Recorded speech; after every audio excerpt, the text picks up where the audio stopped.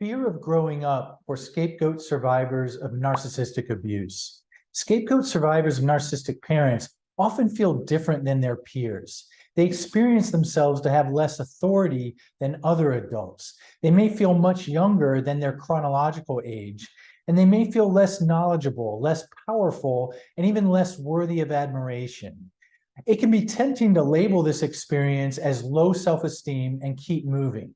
I think there is something much different happening, though. The scapegoat child learns that their existence depends on being less powerful than their narcissistic parent. So they must actively thwart, deny, and avoid their own power. Growing up inherently means becoming more powerful. So to protect themselves, the child may develop a distrust, fear, and even suspiciousness of their development and hence power. Doing so keeps them in relationship to the narcissistic parent in the only way that parent will allow. In today's video, I show how the scapegoat child has to seem powerless to their domineering narcissistic parent. Next, I'll discuss the cost to the scapegoat child of having to survive in this way. And last, I explain how the scapegoat survivor's drive to be their full and empowered selves never stops. To survive, they may have had to put this drive in psychological storage. Survivors, though, remain motivated to find new relationships where they get to gradually reclaim their power from this storage. Well, my name is Jay Reed, and I'm a licensed psychotherapist in California, and I specialize in recovery from narcissistic abuse. In my professional and personal experience, I've worked to identify the fundamentals to this process of recovery, and this has led me to what I like to call the 3 pillars of recovery. Pillar number 1 is making sense of what happened so that you know it wasn't your fault. Pillar number 2 is gaining distance from narcissistic abusers and closeness with safe people. And pillar number 3 is living in defiance of the narcissist rules. And it's also essential to find and participate in communities of people who can support you on this path. I've seen and experienced large improvements in quality of life from applying these pillars. Today's video falls under pillar number 1, making sense of what happened. And if you were a scapegoat survivor of a narcissistic parent or partner, then I encourage you to check out my free ebook on the topic. It's called Surviving Narcissistic Abuse as the Scapegoat, and it goes into other important aspects of what it's like to be in the shoes of the scapegoat child or partner. From self-limiting beliefs about yourself that you have to adopt to survive, to why the narcissistic personality is so geared to put the people closest to them down. I think this ebook can help you realize how none of this abuse was your fault, but rather the product of the narcissist's psychological and emotional problems. And you can find the link to the book in the description box below or by clicking here. The narcissistic parents need to domineer their child. A narcissistic parent often domineers the people they have the most authority over.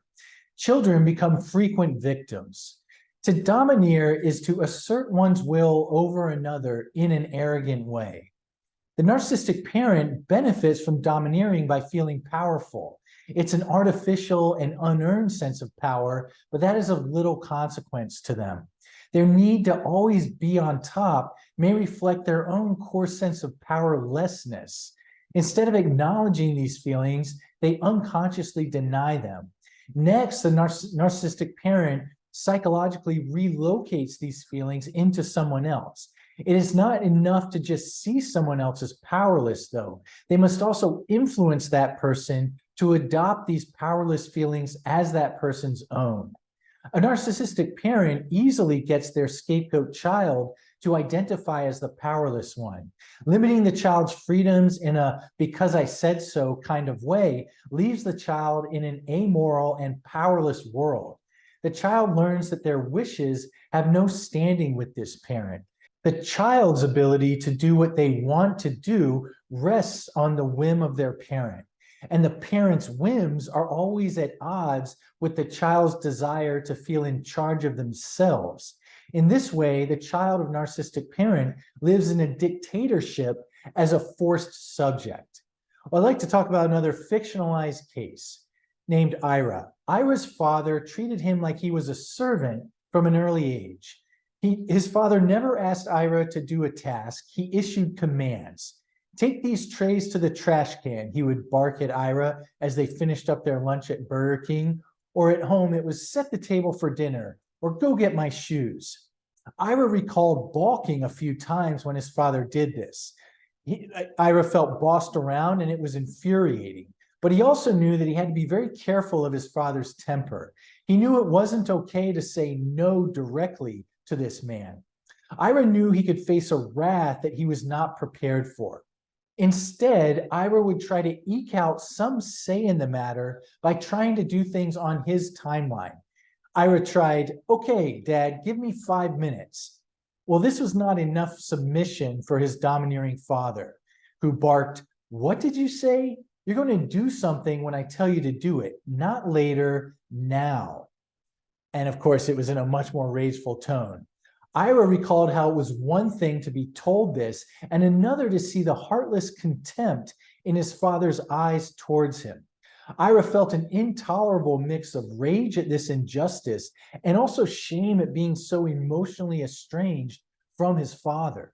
No child could navigate such feelings on their own, so he would do what was necessary to make them go away. He would do what his father ordered. Why being domineered is the only option for the scapegoat child. The scapegoat child's ability to tolerate seeming powerless helps them survive. The narcissistic parent threatens the child in 3 ways. First, they dictate the terms under which they will recognize the child as psychologically being their child. If the child determines they only get to be their narcissistic parent's child by being powerless, then so be it. It's far better than going unrecognized by their parent. Second, the child's expressions of power can draw even more abuse from the narcissistic parent. Third, the child's pain of being emotionally abandoned gets temporarily relieved by living as their parent needs them to. The narcissistic parent only recognizes the scapegoat child as someone who is at the parent's mercy. For the child, getting recognized in this psychological way by their parent is mandatory. If the child were to insist on their freedoms, they would risk being someone the parent cannot tolerate to be close to. This can result in the unsurvivable state of being nobody to no one for the child. A narcissistic parent will enforce the scapegoat child's powerlessness via threat and coercion. The narcissistic parent can only feel powerful when the scapegoat child seems powerless. If the child does not go along with this, then the parent is at risk of feeling their own feelings of powerlessness. And that's unacceptable to a narcissistic parent. If or when the child attempts to recover their own sense of power, the parent will undermine the child all the more. Many scapegoat survivors recall the worst emotional and physical attacks happening when they were seen as questioning their parents' authority. In the midst of all of this psychological manipulation and exploitation, the child's actual self gets abandoned. This is incredibly painful and unrelenting. The child learns that complying with their parents' insistence on being all-powerful yields some relief from the child's pain. So if or when the child loses hope of their parent ever granting them a measure of respect, the child can cope by living as though the parent's needs are in fact the child's needs. Now, if the parent seems content, then the child can too. This strategy requires the child to dissociate from their own experience. Doing so affords the child relief from how bad they feel from not getting to matter to their parent in a real way. Well, all of this is to explain why the child has to go along with the narcissistic parent's domineering treatment of them. So let's go back to Ira. He recalled feeling different from his friends from an early age. He felt like he was headed towards somewhere dark in his future. Other boys his age seemed to revel in their newfound strengths or abilities. While Ira could sit back and support those friends, he could not feel this way about himself. In the 7th grade, he was deathly afraid of his father finding out that he was becoming interested in girls his age. This felt like an embarrassing secret that Ira had to keep. He also had to make sure his father did not know too much about certain friends. The ones that acted with freedom and liked to get into mischief appealed to Ira the most. But if his father knew that he was keeping company with such free spirits, then he would make up a reason for why Ira would not be allowed to see them. Ira's attempts to live as the adolescent he was were rebuked by his father. Such efforts would have resulted in Ira getting to feel appropriately empowered. His father couldn't stand this because he needed Ira to be powerless relative to him. Ira knew this at a deep level. The sense of a dark future, in fact, reflected this. He knew that he faced something terrible within if he grew up. And that something terrible was becoming someone that his father would not and could not psychologically recognize. That is, becoming no one to nobody. The threat of growing up to the narcissistic parent. The narcissistic parent's supposed right to domineer the scapegoat child is built on flimsy evidence. Usually it's something like, well, I'm the parent. Since the parent is older and grown up, then they supposedly have a right to control the younger and less developed child. This weak foundation of dominance is severely threatened by the child's increasing age and maturity. Now both parties are at risk of not recognizing the other. The child has had to get used to being domineered to feel like they are somebody to someone, to the narcissistic parent, and the parent has staved off their own powerlessness for so long in this arrangement that they can feel terrified at losing the child's status of being less powerful than them. In order to keep being someone to the parent and to protect the parent from feeling their own powerlessness, the child can develop beliefs that find fault with how they are growing up. The scapegoat child's beliefs that interfere with growing up. The scapegoat child of a domineering narcissistic parent may have to deny their entrance into the adult world.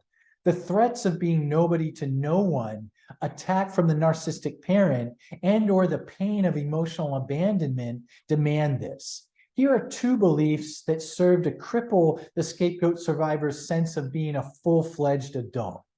First, I don't deserve to be loved when I leave childhood. A domineering narcissistic parent may be nurturing when the child is very young. Younger children obviously need their parents for help more than teenagers do. And this dynamic may have yielded a sense of power in the narcissistic parent.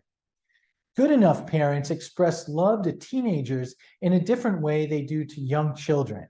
They may offer the teenager interest, respect, support, and boundaries as they're needed by their teenager. If their child or adolescent feels safe enough, then the teenager may not always show much appreciation for these offerings. They may roll their eyes or what have you. Good enough parents do not take these moments too personally and remain available to their teenager. Love isn't defined as doing for the teenager, but in taking a step back and watching what the teenager can do for themselves with appropriate encouragement.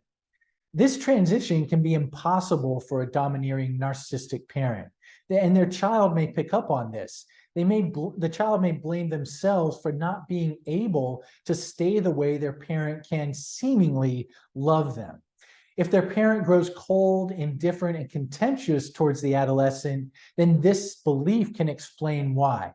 The adolescent, then adult, cannot and should not expect anything from their parent because they are no longer lovable once they have left childhood. In this way, the parent stays preserved as good in the scapegoat child and later survivor's mind. The second belief is the world is a dangerous and untrustworthy place.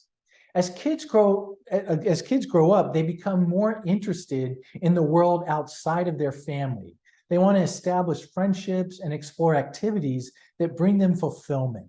And these healthy strivings would threaten the domineering narcissistic parent's fragile psychology. The growing kid of such a parent may adopt this belief to thwart the actions that would threaten their parent. If the world is dangerous and people are untrustworthy, then why leave home, as it were? Spoiling the growing kid's incentive to expand their worlds can leave the narcissistic parent more free to continue domineering their child. The kid is then spared the parent's attack and abandonment as they comply with this belief. So let's go again back to Ira. When he was 15, he felt a surge of self-loathing. He hated the way he looked, he thought he was terrible at the sports he played, and he became disinterested in school. He worked at a local coffee shop after school some days. Life felt like a slog to just be gotten through. All the while, Ira's home life felt like being under totalitarian rule. He relished the times before his father got home from work. Ira could lose himself in video games or movies. But when his father arrived, Ira had to be on full alert. He felt like he owed his father something. He wasn't sure why, but he had to make it up to him nonetheless, to make it up to his father. He would pay great attention to what his father said or seemed to find interesting. So long as he did this, his father would not attack him. All the while, no other adult showed interest nor concern in Ira's own life. His internal tumult was completely hidden. The presence of adults actually felt threatening to Ira. He had to make himself small to placate them and hope that they would eventually just leave him alone. Well, by his senior year in high school, Ira felt behind the other kids in his grade. They had been dating, getting involved in extracurricular activities, and having adventures with each other outside of school. Ira had withdrawn socially as he knew that his father would not let him enjoy a rich social life. It was easier to not tantalize himself with relationships that his father would not let him participate in. Well, Ira was trying to prevent that dark future of growing up from happening at this stage in his life. He had to sacrifice an incredible amount of what he was entitled to: friendships, intimacy, prowess in activities he cared about. Those things were implicitly forbidden under his father's watch. Recovery involves picking up your adult self from storage. Well, the spirit of scapegoat survivors never ceases to amaze me. Despite having been met with cruelty where they hope to find love, they maintain a drive to find and live the quality of life they deserve. It is as if they had to find a situation that made this safe first. Being the adult they are and feeling deserving of love for being that person was always the mission. It may get delayed, but it's not going to be denied.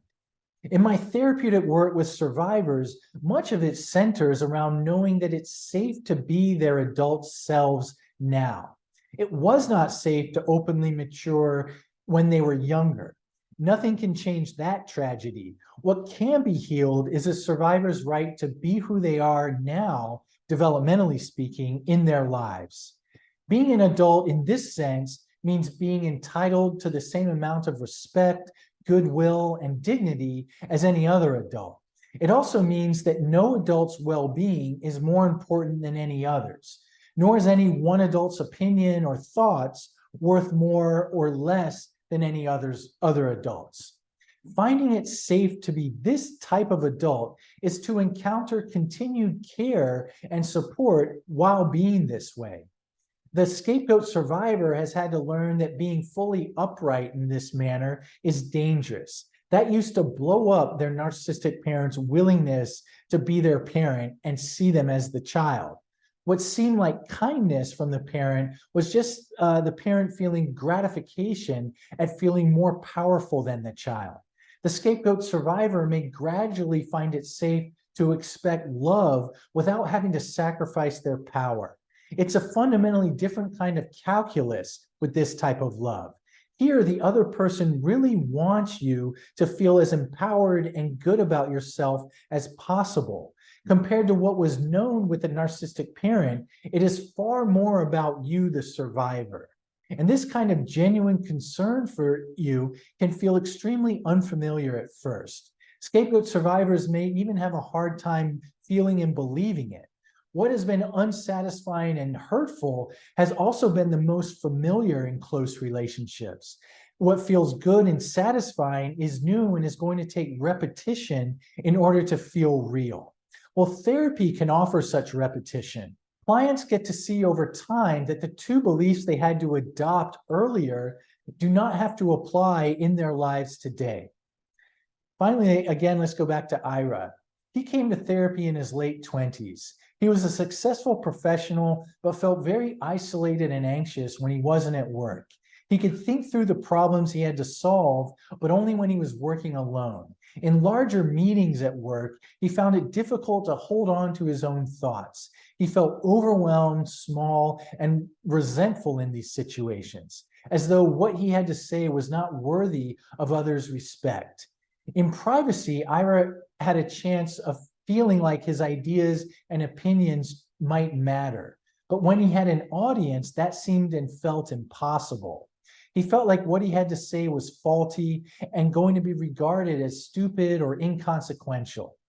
One of Ira's stated goals at the start of therapy was to have more confidence speaking up in his life. His therapist worked to understand Ira's traumatic experiences at the hands of his father. Between this understanding and his experience of Ira in session, the therapist inferred that Ira survived his domineering father by limiting the scope of his life. The therapist suspected that Ira had to believe the world was dangerous and untrustworthy. He also wondered if, on a deeper level, Ira believed he deserved rejection if he took his place as a grown-up in the world. Treatment lasted for several years, and it took time in this new therapeutic relationship for Ira to feel safe enough to begin testing these beliefs. Ira had always been interested in psychology. He was very well read on the impact of childhood maltreatment and psychological suffering in adulthood. Well, in the third year of therapy, the following session occurred. Ira told his therapist, "I was reading about trauma over the weekend and wondered something. It seems like my experience in meetings at work starts in my body. Like I know I'm nobody to be listened to before I even think about it. This book I was reading said that trauma gets stored in the body. I'm probably not analyzing it right, but I wonder what you think about it. I'm definitely not the expert here." His therapist paused. A lot seemed to be going on in this moment. Ira had a good and cogent insight into his own experience. However, he was packaging it to his therapist almost as an apology, as if he might risk offending the therapist by presuming to know more. His therapist felt fairly certain that this was not a reflection of the therapist's own attitude and behavior towards Ira. He regarded Ira as a very competent, strong, dignified, compassionate, and earnest person. And he thought maybe Ira was trying to test his belief that he deserved rejection if he took his place amongst grown-ups. Ira may have seen psychological insight as the therapist's sole dominion.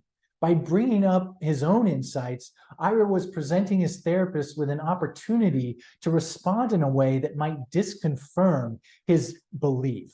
So his therapist said, "You came up with a formidable insight about your current and past experience. And I was struck by your emphasis on me being the expert here, as though your contributions to this work are maybe less valuable. Does that resonate with you at all?" Ira said, "Well, yeah, I actually feel this searing fear right now, like I'm coming into your territory and trying to show you up. Like, what right do I have to think I know something that you spend your whole career studying?" The therapist said, "Right, you've known such expressions of your own competence to be extremely dangerous in the past. What sort of reaction from me might be most harmful?" He said, "Well, you could think I'm some kind of jerk for trying to put you down. Then you would have to put me in my place, and that would mean a lot of humiliation for me. Plus, it would feel like our relationship would be gone forever." His therapist said, "Those would be devastating consequences." Ira said, "Yeah, well, that is what it feels like right now. But when I really think about it, I'm not trying to offend you. I'm trying to help myself here and bring in something that is important." His therapist said, "Yes, you are." Ira said, "So why should you actually try to destroy me for that? That used to happen all the time with my father, sure. I guess there's a part of me, sure it's small, that thinks this may not apply with you." Well, in this example, Ira's therapist didn't respond to him as the one with the expert opinion that was most important. His therapist inquired why Ira was diminishing the importance of Ira's own opinion. And this may have helped Ira feel safer to question the belief that he would be rejected if he expected respect from another adult. Well, these kinds of interactions would happen over and over in the course of Ira's therapy. And over time, Ira grew to feel convinced of the value of his perspective and abilities as an adult. He even began to draw energy from these inner resources instead of feeling endangered by them. Well, I hope you found today's video useful in your own process of recovery. And, above all, I always encourage compassion and patience with yourself as you kind of work through this. And I want to thank everyone for your continued engagement with the channel and its surrounding resources. It's, as I always say, so important and significant, I think, to read the comments each week and to see the ideas and experiences that people share in relation to the video, but also the support offered one another. I think it's just so meaningful. And with that, I look forward to posting again next Friday. Take care.